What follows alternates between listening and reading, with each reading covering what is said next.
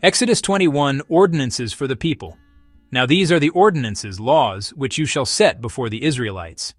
If you purchase a Hebrew servant because of his debt or poverty, he shall serve 6 years, and in the 7th year he shall leave as a free man, paying nothing. If he came to you alone, he shall leave alone. If he came married, then his wife shall leave with him. If his master gives him a wife, and she gives birth to sons or daughters, the wife and her children shall belong to her master, and he shall leave your service alone.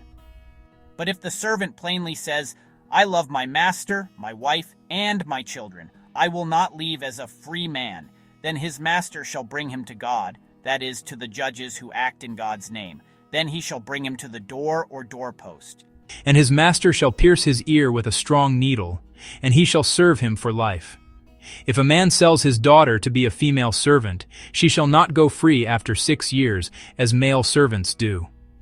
If she does not please her master who has chosen her for himself, as a wife, he shall let her be redeemed by her family. He does not have the authority to sell her to foreign people, because he has been unfair to her. If her master chooses her as a wife for his son, he shall act toward her as if she were legally his daughter. If her master marries another wife, he may not reduce her food, her clothing, or her privilege as a wife. If he does not do these 3 things for her, then shall she leave free, without payment of money. Whoever strikes a man so that he dies must be put to death.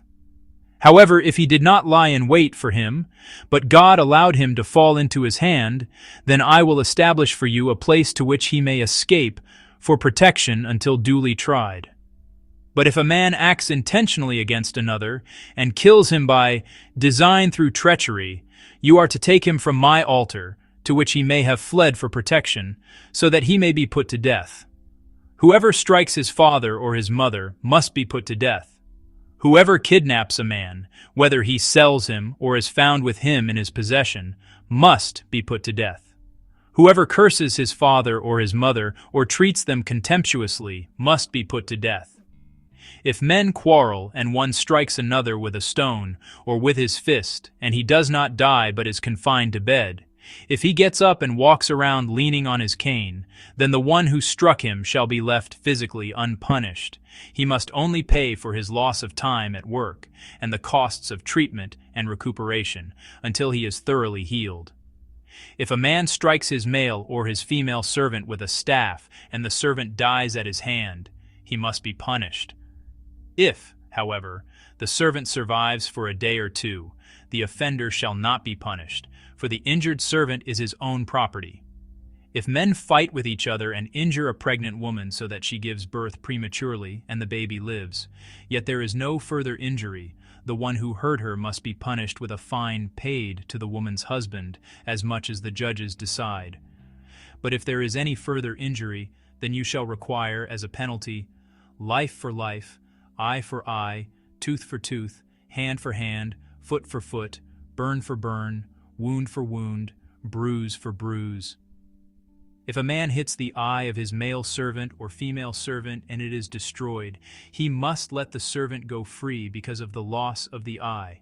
And if he knocks out the tooth of his male servant or female servant, he must let the servant go free because of the loss of the tooth. If an ox gores a man or a woman to death, the ox must be stoned and its meat shall not be eaten. But the owner of the ox shall be cleared of responsibility. But if the ox has tried to gore on a previous occasion, and its owner has been warned, but has not kept it confined, and it kills a man or a woman, the ox shall be stoned, and its owner shall be put to death as well. If a ransom is demanded of him in return for his life, then he shall give whatever is demanded for the redemption of his life. If the ox has gored another's son or daughter, he shall be dealt with according to this same rule. If the ox gores a male or a female servant, the owner shall give to the servant's master 30 shekels of silver, the purchase price for a slave, and the ox shall be stoned. If a man leaves a pit open or digs a pit and does not cover it, and an ox or a donkey falls into it, the owner of the pit shall make restitution. He shall give money to the animal's owner, but the dead animal shall be his. If one man's ox injures another's so that it dies, then they shall sell the live ox and divide the proceeds equally. They shall also divide the dead ox between them. Or if it is known that the ox was previously in the habit of goring, and its owner has not kept it confined, he must make restitution of ox for ox, and the dead animal shall be his. Please subscribe for more Bible stories.